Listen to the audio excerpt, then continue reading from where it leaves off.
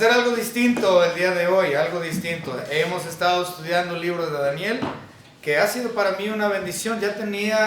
Sacamos cuentas, la última vez que prediqué el libro de Daniel completo fue hace 14 años. Entonces volverlo a ver ha sido una bendición para mí. Pero en esta ocasión no vamos a hacer eso. El día de hoy vamos a estudiar acerca de eclesiología. ¿Qué es eclesiología? Bueno, pues la doctrina de la iglesia local. Cómo se maneja la iglesia local, quiénes son los líderes de la iglesia local, cuáles son las ordenanzas a la iglesia, muchas cosas como esas. Entre ellas, lo que vamos a ver hoy, el gobierno de la iglesia local. La razón por la cual he escogido este tema doctrinal acerca de eclesiología es precisamente por el hermano Víctor, porque el día de hoy vamos a hacer una votación en cuestión a su comisión. Al día de ayer hicimos su examinación para ser ordenado. El concilio recomendó que fuese no ordenado, sino únicamente comisionado.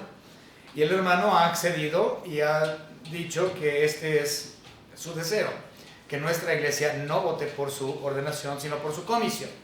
Por lo tanto, vamos a hablar acerca de ese asunto de la votación y los gobiernos eclesiásticos, los gobiernos de la iglesia. Ahora, antes de empezar con este asunto, sí les tengo que decir que hay tres tipos de gobierno eclesiástico que existen en este mundo. Nada más hay tres, no hay más, no hay cuatro, no hay cinco. En cuestión a iglesias organizadas, solamente hay tres tipos de gobierno. Ahora, yo sé que en el mundo en que vivimos, hermanos, se han utilizado todos tipos de métodos. Hemos tenido política comunista en el mundo, democrático, socialista, imperial, monárquica, de todo tipo de diferentes formas de gobierno han existido a lo largo y ancho de la historia del planeta Tierra. Y nosotros, de hecho, acabamos de tener nuestra votación este domingo pasado para nuestras elecciones de nuestro propio país, y nosotros somos una democracia. Ahora, una cosa interesante, somos una república democrática. Ahora, en cuestión a la iglesia, como les menciono, solo hay tres, no hay múltiples formas, son tres formas de gobierno. Ahora, el asunto es que en el gobierno del mundo, ¿cómo se maneja? Todas esas que mencioné, democracia, socialismo, monarquía, etc. Se han probado todos y realmente ninguno es perfecto. Todos tienen sus problemas. Unas personas dirán, me gusta bajo una monarquía. Bueno, pues si nos gustaba estar tanto bajo monarquía, entonces ¿por qué México se independizó? Para ser república. Entonces, y la democracia tampoco es perfecta. La gente dice que el capitalismo no sirve.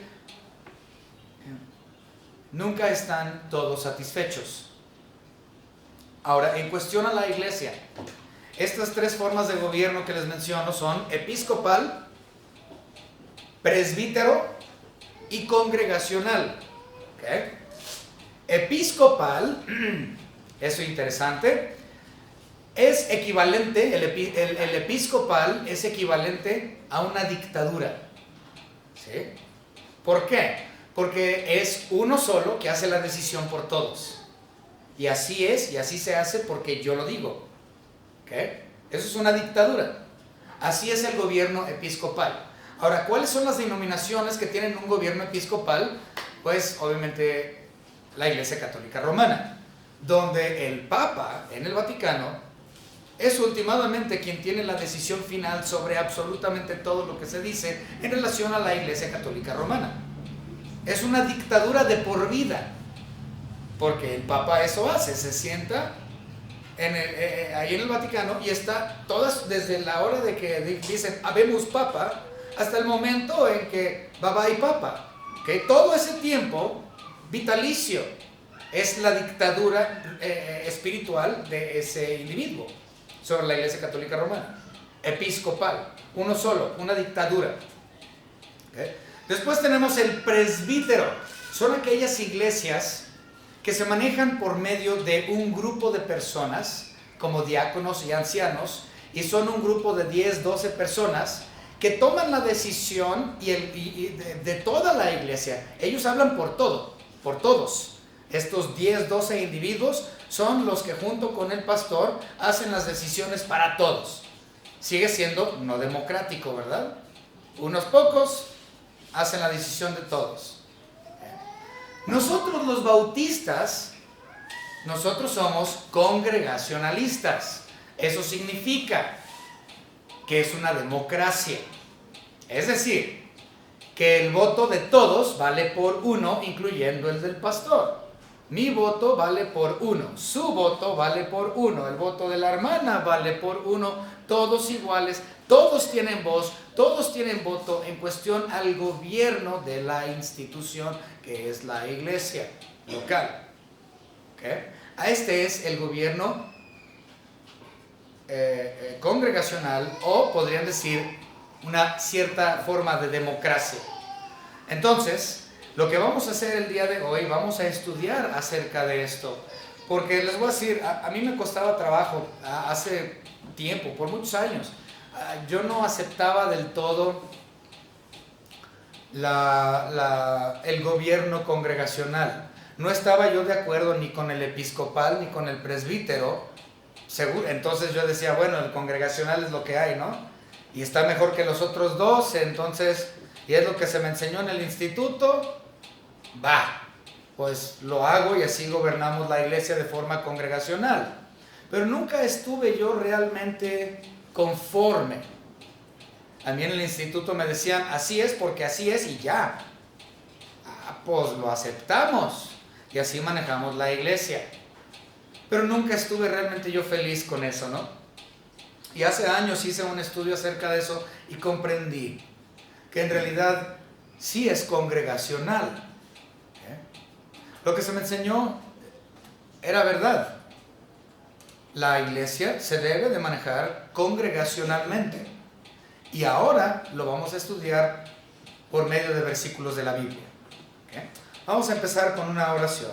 Señor Padre, le damos gracias porque usted nos ha permitido el día de hoy a estar juntos como hermanos y aprendiendo acerca de su palabra y este asunto eclesiástico de los votos, la votación para toma de decisiones dentro de la palabra. En el nombre de nuestro Señor, dentro de la iglesia, en el nombre de nuestro Señor y Salvador Jesucristo, le agradecemos por todo. Amén. Muy bien. Ahora vamos a comenzar.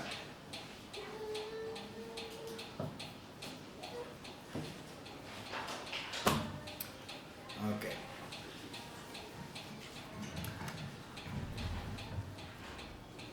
Las personas que están en contra del gobierno congregacional y que están a favor del gobierno episcopal o del otro, del gobierno presbítero, dicen que nosotros los congregacionalistas estamos equivocados y que nosotros no deberíamos de gobernar la iglesia de forma democrática por medio del voto de los hermanos.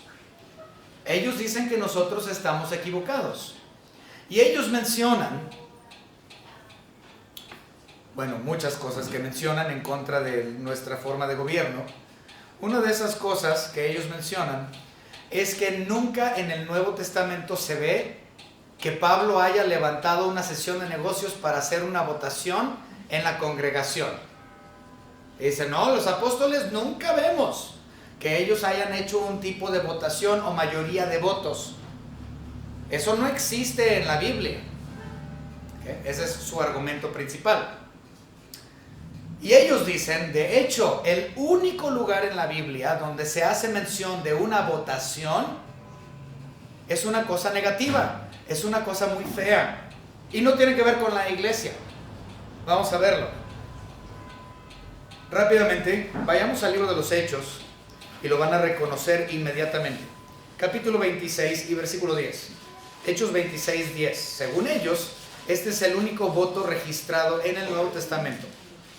Dice, yo ciertamente había creído mi deber hacer muchas cosas contra el nombre de Jesús de Nazaret, lo cual también hice en Jerusalén. Yo encerré en cárceles a muchos de los santos, habiendo recibido poderes de los principales sacerdotes.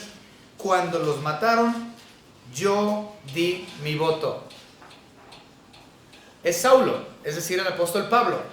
El apóstol Pablo dijo que cuando él todavía era fariseo y estaba persiguiendo a la iglesia, que él dio su voto para el asesinato de los miembros de la iglesia. ¿Sí? Muchos no saben eso, pero Pablo era un asesino. Él dio su voto. Entonces el asunto es, muchos dicen, ese es el único lugar en el Nuevo Testamento donde hay mención de un voto. Y ni siquiera era un voto por parte de los miembros de la iglesia. Una votación. Entonces, ustedes los bautistas están errados en llevar a cabo votos congregacionalistas o gobierno congregacional. Sin embargo, sí hay muchos ejemplos bíblicos acerca de esto y en un momento vamos a empezar a hablar de ello. Pero, bueno, vamos a meternos de una vez en esto, de una vez. Ok. En la Biblia sí hay varios ejemplos donde nosotros podemos ver que ellos votaron. No dice la palabra votación, pero está implícito. Por lo tanto, vamos a poner atención a estos versículos. Y solamente puse 4 o 5, los vamos a ver todos, aunque hay más. ¿Okay? Vamos rápidamente a 2 de Corintios.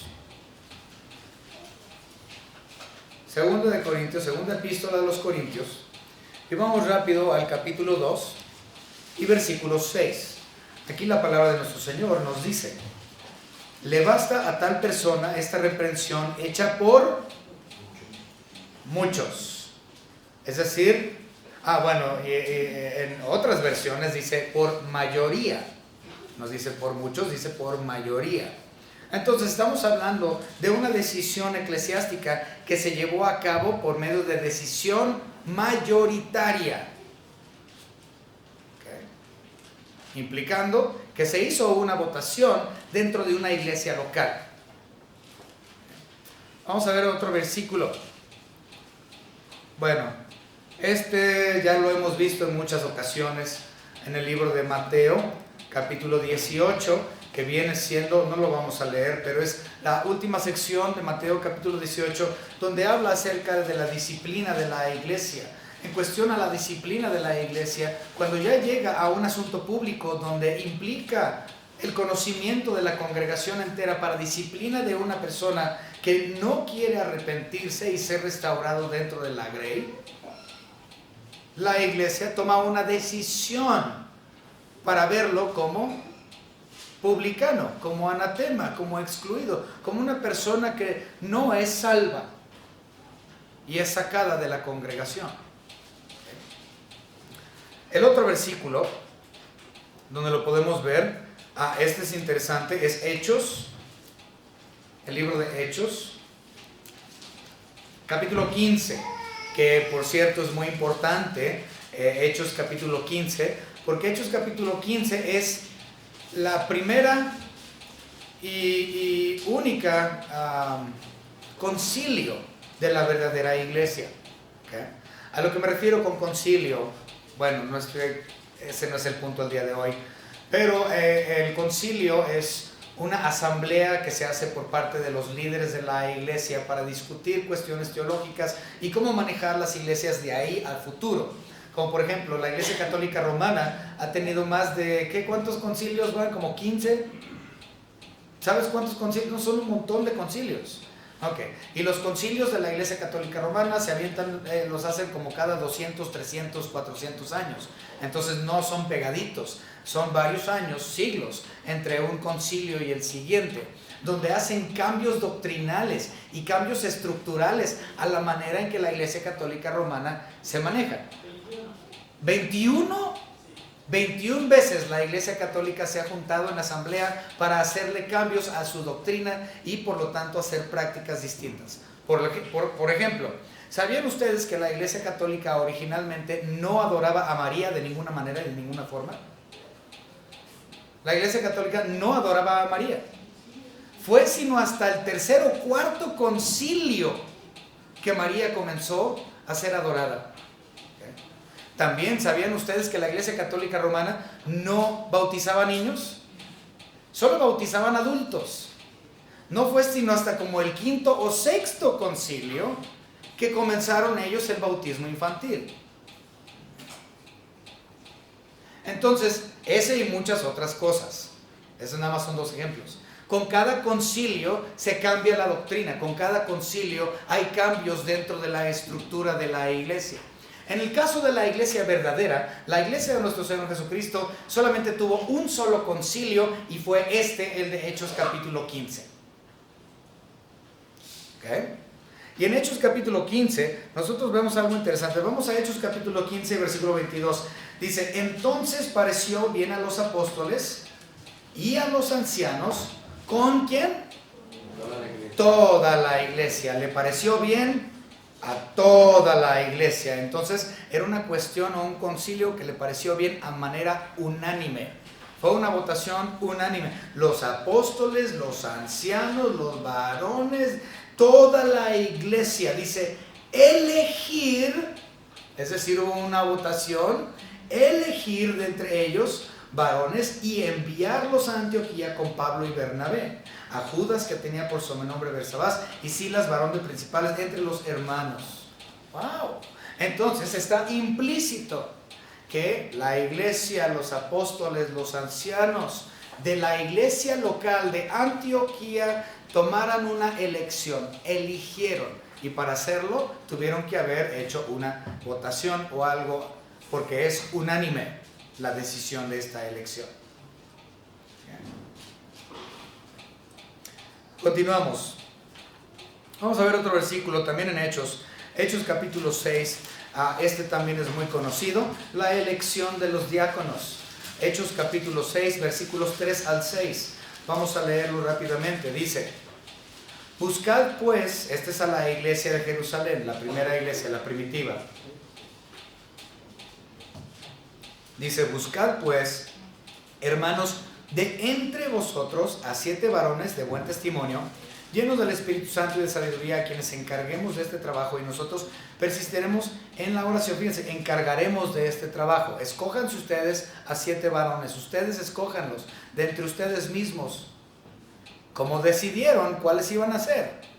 ¿Fue al azar? ¿Tú y tú? ¿O? No, fue un tiempo de oración, fue un tiempo de ayuno seguramente, fue un tiempo de examinación de estas personas para ver quién iba a quedar, y seguramente tuvieron que tomar como iglesia, porque fíjense, son los apóstoles, es Pedro quien les está diciendo eso, les está diciendo, ustedes escojan los 7 de entre ustedes. Es decir, que Pedro no los escogió, ninguno de los otros apóstoles escogieron a los diáconos. La iglesia tuvo que hacer una elección,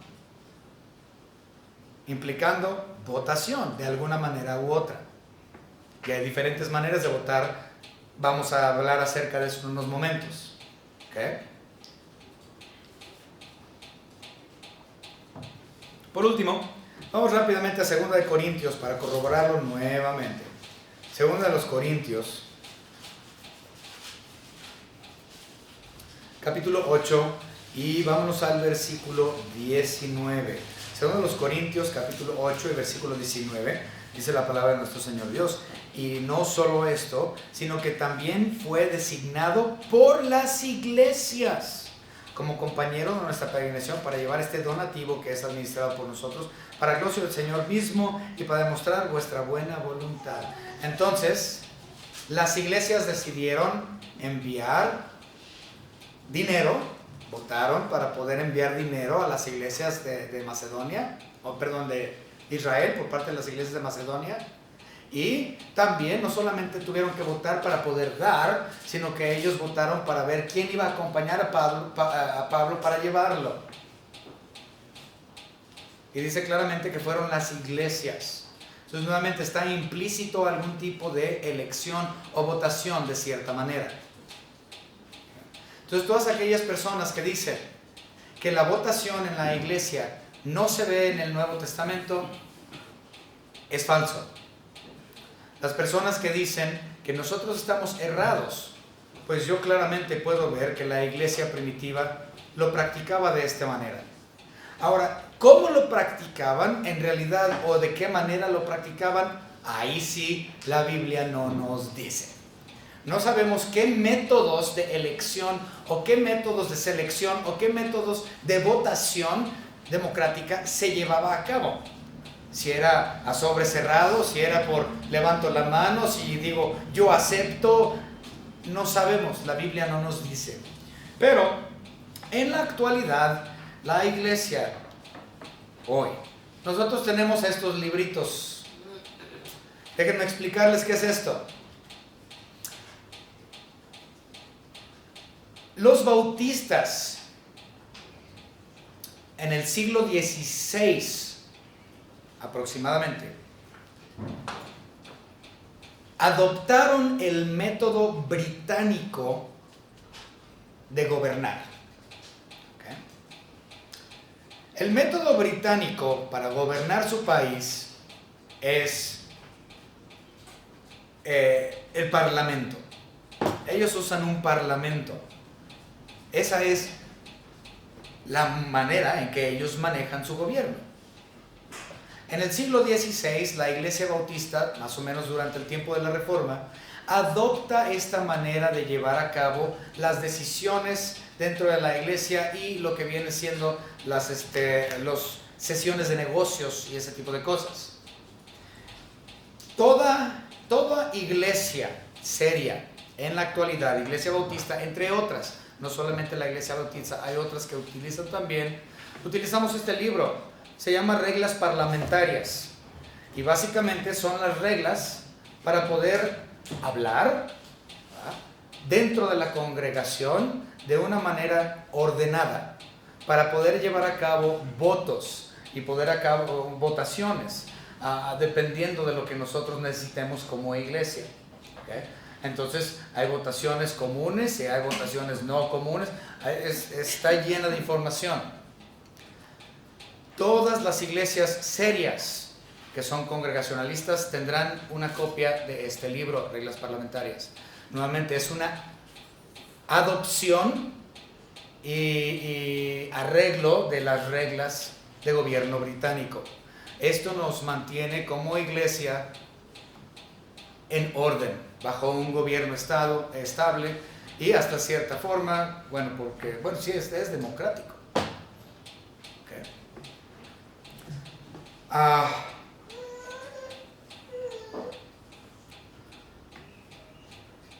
En cuestión al voto, cualquier voto congregacional debe ser visto a la luz de la palabra de Dios.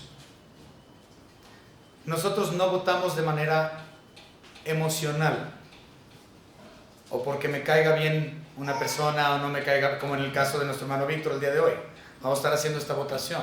No vamos a votar porque me caiga bien o porque me caiga mal. Por eso voto en favor o en contra por esas cosas. Me cae gordo, no voy a votar por él, en contra. Nosotros no hacemos votación de esa manera o de ninguna otra forma. Como en el caso de muchos gobiernos, por una despensa venden su voto.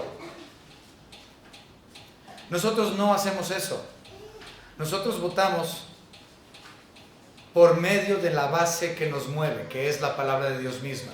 Si la palabra de Dios misma no es nuestro cimiento sobre lo cual nosotros llevamos a cabo toda decisión eclesiástica, entonces nuestra iglesia es apóstata. La iglesia apóstata es aquella que hace votación a favor de cosas o en contra de cosas que son contrarias a la palabra de Dios. Si la Biblia dice no hagas esto y la iglesia dice no nos importa, votamos a favor de, entonces obviamente hay un asunto de rebeldía con la iglesia y Dios. Hay un problema con esa iglesia.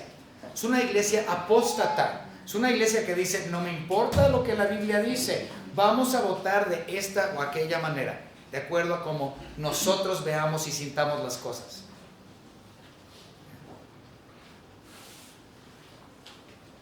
Así no es. Nosotros votamos de acuerdo a lo que la Biblia nos exige. Entonces votamos primeramente de esta manera, utilizando la palabra de Dios como base. Número 1, para honrar y glorificar a Dios. Y número 2, para el crecimiento y edificación de la grey. Y no solamente de uno, sino todo el cuerpo. A lo que voy es, esta votación que vamos a llevar a cabo en cuestión al hermano Víctor, no es nada más para el hermano Víctor. Cualquier voto, votación, decisión que se tome dentro de la iglesia, por los miembros de la iglesia, es para edificación del cuerpo entero. Comprendámoslo. Nuestra decisión en cuestión al voto que nosotros demos debe de ser de beneficio a todo el cuerpo, no solamente al hermano Víctor en este caso.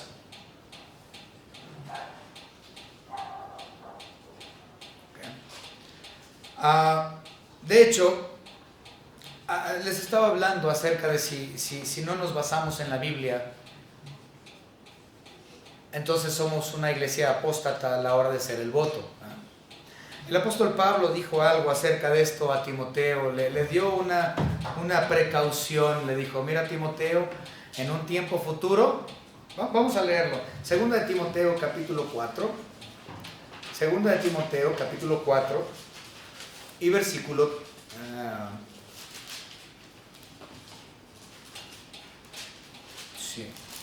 4.3, 2 de Timoteo 4.3. Vamos a poner atención a este versículo. Dice: porque vendrá tiempo cuando no sufrirán la sana doctrina, sino que teniendo comezón de oír, se amontonarán maestros conforme a sus propias concupiscencias. ¿Y eso qué tiene que ver con lo que acabo de decir? Bueno, entre más avanzamos en la historia, ciertamente estamos viendo más y más congregaciones, porque no las considero iglesias, congregaciones que ya no desean escuchar la verdadera doctrina. Entonces, si no tienen la verdadera doctrina, no pueden ellos hacer votos correctos, no pueden hacer decisiones correctas, porque no están de acuerdo con la verdadera doctrina. Y Pablo le está diciendo esto a Timoteo: mira, en un futuro va a pasar esto. Pues nosotros ya estamos bien adentrados en ese futuro, bien adelantaditos. Y vemos pastores, vemos personas, vemos... El día de ayer, hermanos, el día de ayer me contaron de un pastor que ordenaron el año pasado. Le hicieron 6 preguntas y le dieron el pastorado, le dieron la ordenación, con 6 preguntas. Me dicen que el mes pasado dividió la iglesia. Ayer me dijeron eso, el mes pasado dividió la iglesia. El año pasado votaron por su ordenación. Con 6 preguntas lo aprobaron. No hay examinación verdadera. Y hay estas personas, como Pablo le dijo a Timoteo, ya no quieren la sana doctrina, no les interesa la sana doctrina. No son iglesias verdaderas, son iglesias apóstatas. Porque cualquier decisión o votación que hacen no está basado conforme a las Escrituras.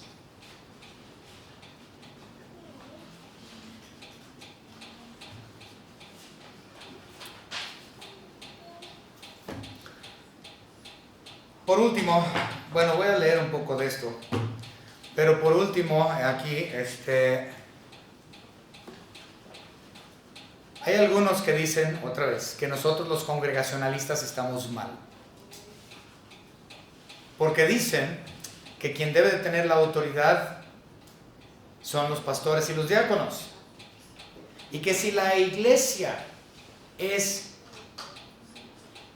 quien vota, entonces eso elimina la autoridad pastoral. Dicen, si la iglesia es quien tiene la última palabra, entonces ¿para qué quieren el pastor? Su decisión no cuenta, lo hacen a un lado, elimina la autoridad pastoral. No estamos de acuerdo con lo congregacional. El asunto, déjenme explicarles.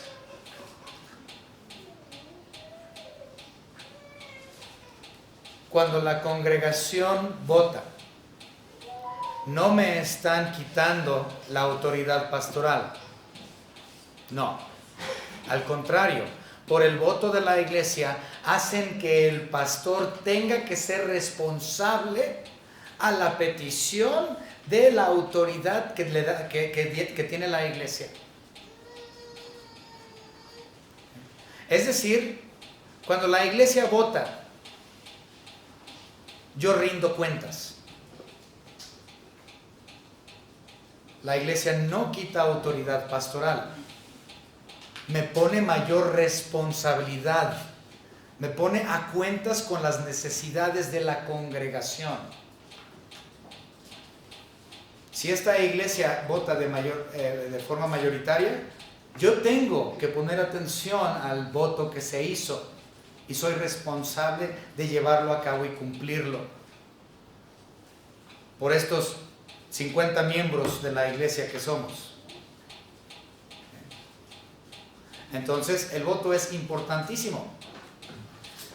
Vamos a leer esto último de donde tuvimos nuestra lectura para que lo podamos poner en perspectiva. Efesios, donde tuvimos nuestra lectura original, no lo hemos usado y quiero leerlo.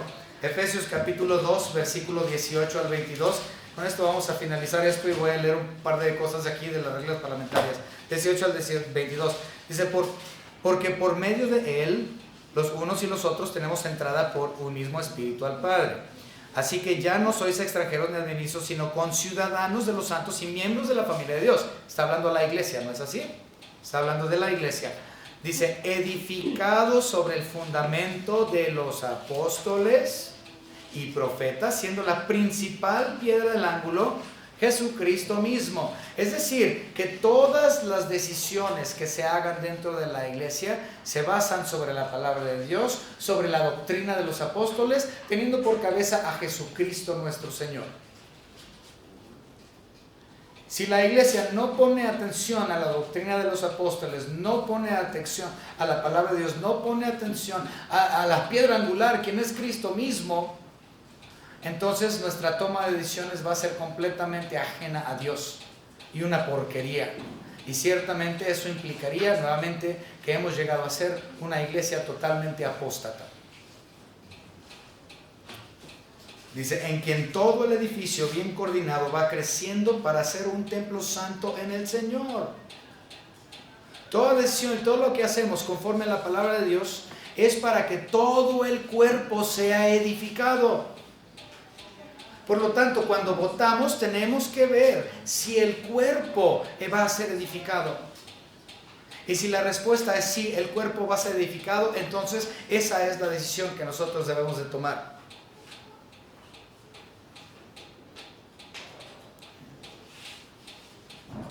Esta noche, como ya lo mencioné muchas veces, vamos a votar, vamos a hacer la votación para la comisión del hermano Moreno. Y eso lo tenemos que basar en palabra de Dios, cosa que hicimos ayer. Y el día de hoy tomamos nuestra decisión basado en la palabra de Dios. Si no se hace de esa manera, siempre buscando la edificación de toda la grey, se hizo de manera incorrecta. Hermanos, espero que esto haya sido bendición para ustedes y que entiendan de forma bíblica por qué es que hacemos votación y cómo es que está implícito el sistema congregacionalista. Vamos a terminar en oración, hermanos, y ahorita tenemos un asunto de preguntas y voy a leer un par de cosas de aquí. Vamos a orar. Señor Padre, gracias le damos porque usted nos ha permitido estudiar acerca de esta sección de eclesiología y por qué es que nosotros somos congregacionalistas y votamos y tenemos este tipo de gobierno eclesiástico. Gracias, Señor, porque podemos ver esto de forma implícita dentro del Nuevo Testamento. Gracias, Señor, por su palabra y la salvación, la cual nos une en su Hijo Jesucristo. En el nombre de nuestro Señor y Salvador Jesucristo, nuestro Señor y Dios. Amén.